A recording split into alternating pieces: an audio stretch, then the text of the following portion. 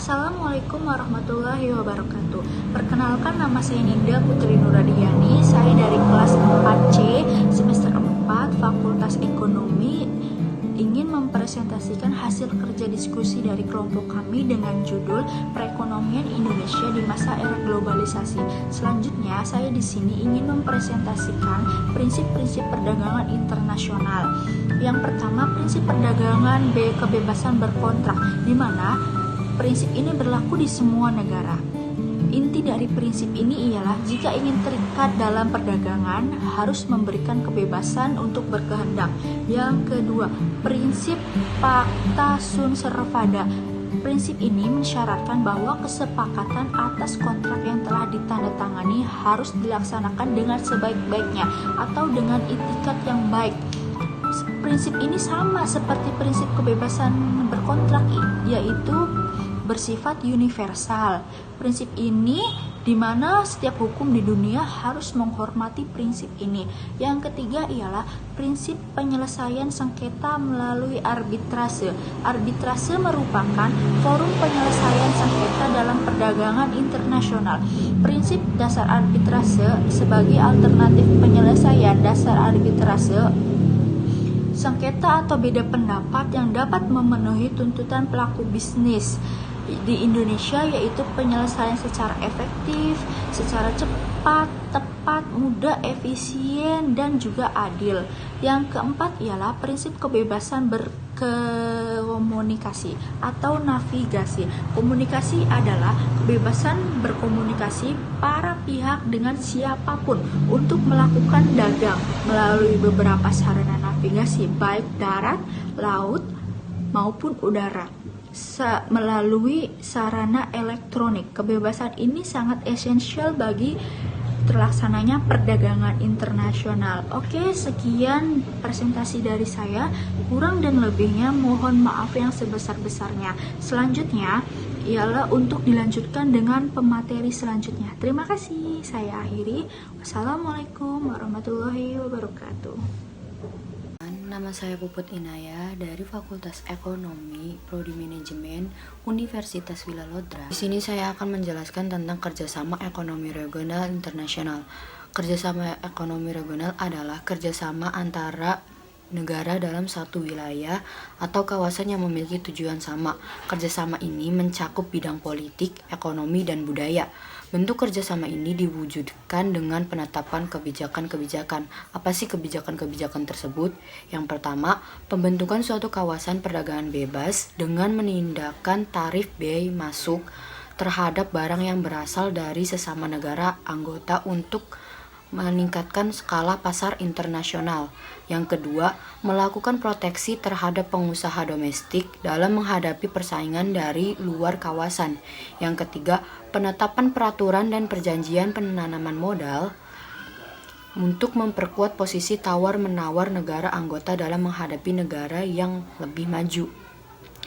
Contoh bentuk kerjasama regional ada beberapa, diantaranya ASEAN. Tujuan ASEAN adalah menyelenggarakan kerjasama di bidang ekonomi, sosial, dan kebudayaan yang meliputi hal-hal berikut: mempercepat pertumbuhan ekonomi, kemajuan sosial, dan perkembangan kebudayaan di kawasan Asia Tenggara, meningkatkan perdamaian dan stabilitas keamanan di Asia Tenggara, meningkatkan kerjasama dan saling membentuk untuk kepentingan bersama dalam bidang sosial, ekonomi, kebudayaan, administrasi, dan iptek. Menyelenggarakan usaha-usaha efektif untuk mencapai hasil yang lebih baik dalam industri pertanian. Mendirikan industri dan memperluas perdagangan termasuk perdagangan internasional. Memelihara kerjasama dengan organisasi regional dan internasional. Menyediakan bantuan fasilitas untuk latihan dan penelitian bagi negara anggota ASEAN.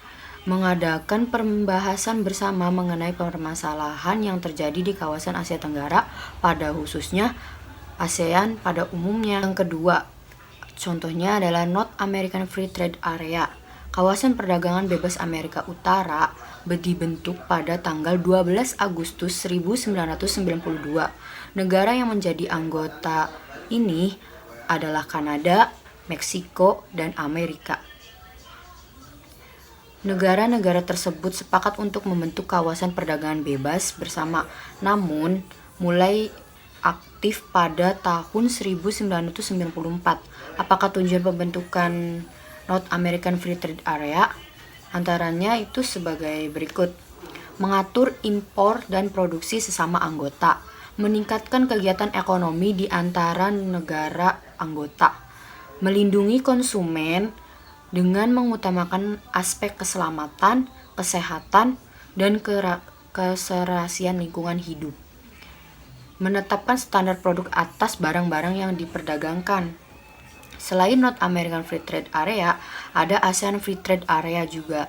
ASEAN Free Trade Area adalah kesepakatan perdagangan bebas antara negara-negara yang tergabung dalam ASEAN. Kawasan perdagangan bebas ASEAN untuk pertama kalinya dicetuskan dalam KTT ASEAN keempat di Singapura pada tanggal 27 sampai 28 Januari 1992. AFTA secara resmi dimulai pada tanggal 1 Januari 1993. AFTA beranggotakan 7 negara anggota ASEAN. Dengan AFTA, diharapkan negara anggota lebih meningkatkan penghasilan import masing-masing anggota, mengingatkan investasi dalam kegiatan produksi dan jasa antar anggota. Selain itu, negara anggota AFTA diharapkan dapat meningkatkan investasi dari negara bukan anggota. Apa tujuan pembentukan AFTA? Tujuan AFTA adalah sebagai berikut: meningkatkan perdagangan spesialisasi di lingkungan ASEAN, meningkatkan investasi dalam kegiatan produksi dan jasa antar anggota ASEAN, meningkatkan investasi dari luar negeri anggota ASEAN, meningkatkan jumlah ekspor negara-negara ASEAN. Pada pertemuan para Menteri Ekonomi ASEAN yang ke-26 di Chiang Mai, Thailand, bulan September 1994, telah disepakati 3 hal yang mendasar, yakni sebagai berikut. 1. Keseluruhan negara anggota ASEAN sepakat bahwa perdagangan bebas AFTA dipercepat pelaksanaannya dari semua tahun 2010 menjadi 2003. Jumlah produk yang masuk dalam daftar AFTA ditambah dan semua produk yang masuk temporary exclusionless secara bertahap akan masuk dalam IL. Dengan demikian, semua produk retail terharapkan masuk IL pada 1 Januari tahun 2000. Memasukkan semua produk pertanian yang belum diproses ke dalam segmen CEPT, Common Event Preferential Tariff, yang dibagi dalam 3 kelompok. Yang pertama, daftar produk yang segera masuk dalam inclusion list mulai berlaku 1 Januari 1996 sehingga tarifnya 0-5% pada tahun 3003. Temporary inclusion list akan masuk dalam industry list pada tahun 2003. Produk-produk sensitif yang mendapat perilaku khusus di luar segmen CEPT. Selanjutnya ada ASEAN Production Organization atau APO. Organisasi ini sangat penting artinya untuk usaha pengelola produk di Asia. Tujuannya adalah untuk meningkatkan produktivitas negara-negara Asia. Anggotanya adalah Jepang, Singapura, Indonesia, Hong Kong, dan Pakistan. Selanjutnya ada South Pacific Forum atau SPF. SPF berdiri tahun 1971 dengan sasaran utama mempromosikan perdagangan, pendidikan, komunikasi, turisme, dan berbagai masalah politik umum. Itu saja dari saya, kurang dan lebihnya mohon maaf. Terima kasih. Wassalamualaikum warahmatullahi wabarakatuh. Nama saya Muhammad Fajar Umdoni, kelas saya dari manajemen 4C. Di sini saya akan menjelaskan tentang analisis kebijakan perdagangan internasional. Pengertian perdagangan internasional adalah perdagangan yang dilakukan oleh penduduk suatu negara dengan penduduk negara lain atas dasar kesepakatan bersama. Penduduk yang dimaksud dengan berupa antar perorangan, individu dengan individu, antar individu dengan pemerintahan suatu negara, atau pemerintahan suatu negara dengan pemerintahan negara lainnya. Rumitnya perdagangan internasional disebabkan oleh hal-hal berikut. Yang pertama, yaitu pembeli dan penjual terpisah oleh batas-batas kenegaraan.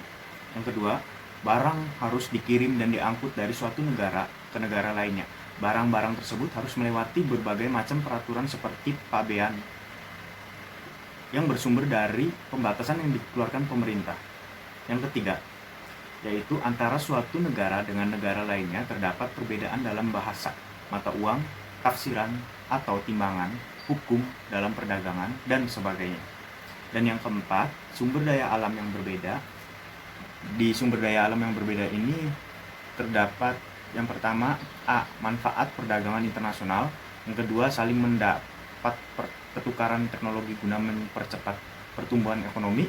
Dan yang ketiga, menjalin persahabatan. Keempat, dapat membuka lapangan pekerjaan. Kelima, dapat menambah jumlah dan kualitas barang. Dan keenam, meningkatkan penyebaran sumber daya alam melalui batas negaranya. Selanjutnya yaitu faktor-faktor pendorong terjadinya perdagangan internasional. Banyak faktor yang mendorong suatu negara melakukan perdagangan internasional, diantaranya sebagai berikut. Yang pertama, yaitu untuk memenuhi kebutuhan barang dan jasa dalam negeri. Yang kedua, keinginan memperoleh keuntungan dan meningkatkan pendapatan negara. Yang ketiga, adanya perbedaan kemampuan, penguasaan ilmu, pengetahuan, dan teknologi dalam mengelola sumber daya ekonomi. Yang keempat, yaitu adanya kelemahan produk dalam negeri sehingga perlu pasar baru untuk menjual produk tersebut. Yang kelima, adanya perbedaan keadaan sumber seperti sumber daya alam, iklim, tenaga kerja, budaya, dan jumlah penduduk yang menyebabkan adanya perbedaan hasil produksi dan adanya keterbatasan produksi. Yang keenam, yaitu adanya kesamaan selera terhadap suatu barang. Yang ketujuh, yaitu keinginan membuka kerjasama, hubungan politik, dan dukungan dari negara lain. Yang kedelapan, terjadinya era globalisasi sehingga tidak satu negara pun di dunia dapat hidup sendiri.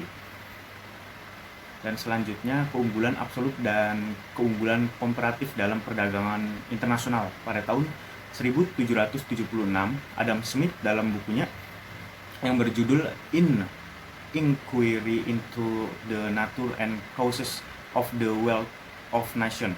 Dengan adanya perdagangan internasional, suatu negara hanya akan memproduksi satu atau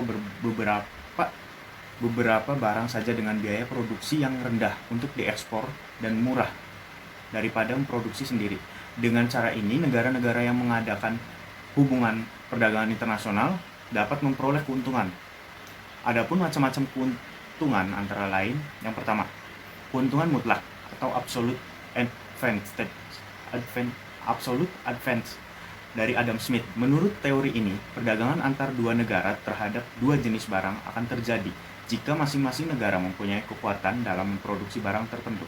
Keuntungan akan diperoleh oleh dua negara tersebut jika dua negara tersebut mengekspor barang yang mempunyai keunggulan mutlak dan mengimpor barang yang mempunyai kerugian mutlak atau absolute disadvantage. Yang kedua, keuntungan komparatif atau bisa juga disebut dengan comparative advantage. Menurut David Ricardo, perdagangan internasional masih mungkin terjadi dan menguntungkan kedua negara meskipun satu negara mempunyai keunggulan mutlak dan memproduksi kebijakan perdagangan internasional. Kebijakan perdagangan internasional merupakan salah satu bentuk kebijakan ekonomi internasional. Kebijakan perdagangan internasional adalah kebijakan yang mencakup tindakan pemerintah terhadap rekening yang sedang berjalan daripada neraca pembayaran internasional, khususnya tentang ekspor dan impor barang. Kebijakan perdagangan internasional timbul karena meluasnya jaringan-jaringan hubungan ekonomi antar negara.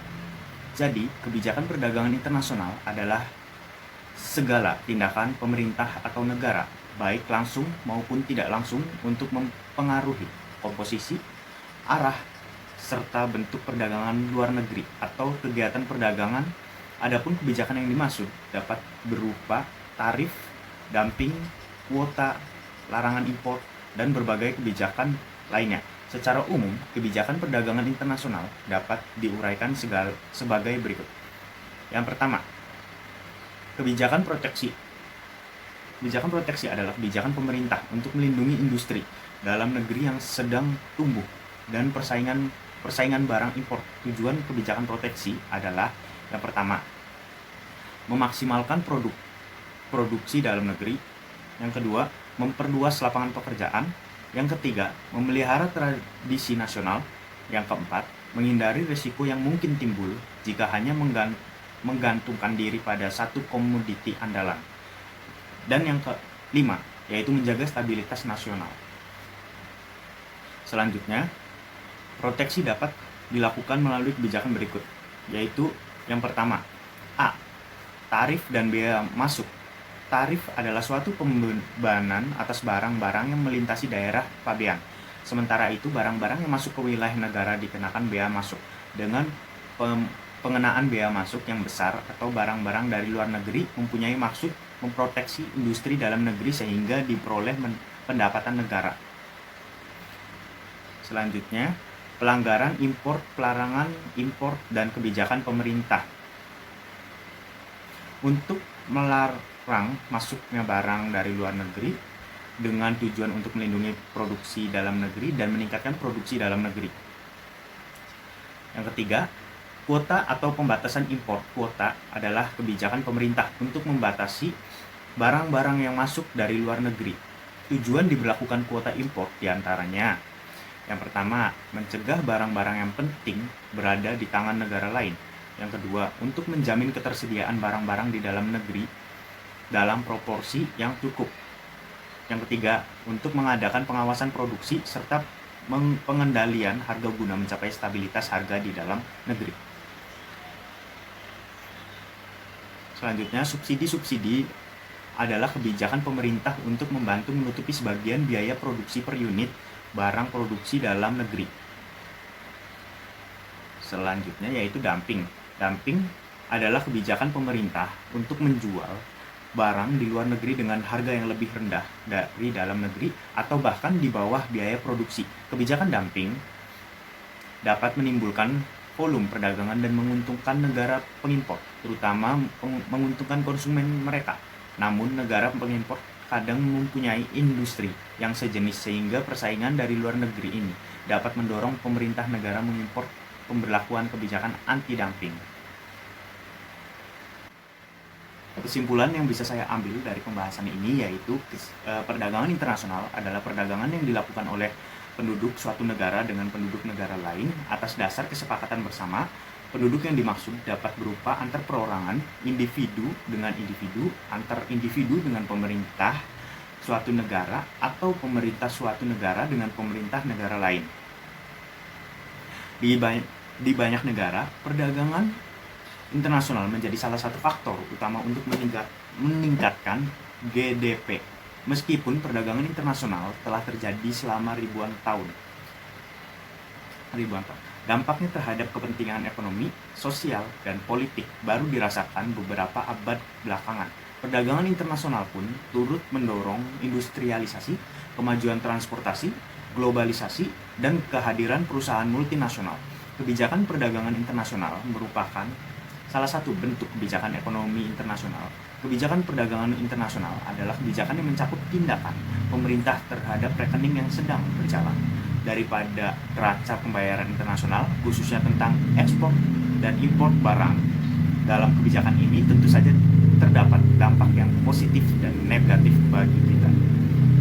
Baik, cukup sekian penjelasan dari saya. Kurang lebihnya mohon maaf. Billahi taufiq wal hidayah. Wassalamualaikum warahmatullahi wabarakatuh. Kerjasama ekonomi internasional. Kerjasama ekonomi internasional merupakan suatu kerja sama dalam bidang ekonomi yang dilakukan oleh suatu negara dengan negara lain, yaitu saling menguntungkan. Manfaat lain antara kerjasama ekonomi internasional adalah yang pertama, meningkatkan pendapat negara.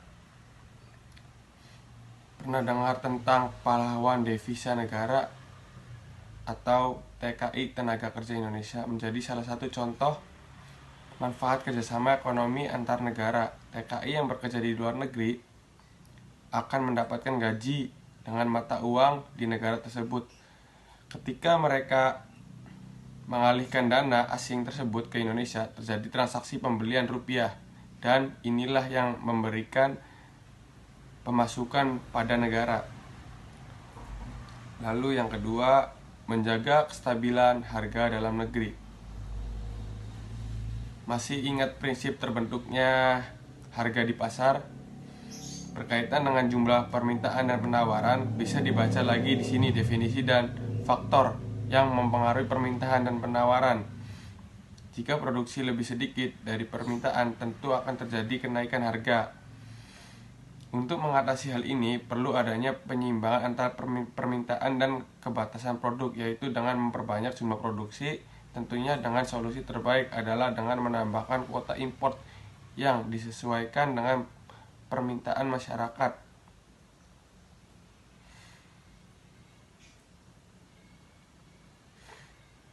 Karena itu Indonesia perlu melakukan impor daging sapi, beras, garam. Tujuan adalah untuk memenuhi permintaan dalam negeri, ketersediaan barang, atau menjaga harga relatif stabil dan murah. Yang ketiga, memperluas ketersediaan lapangan kerja.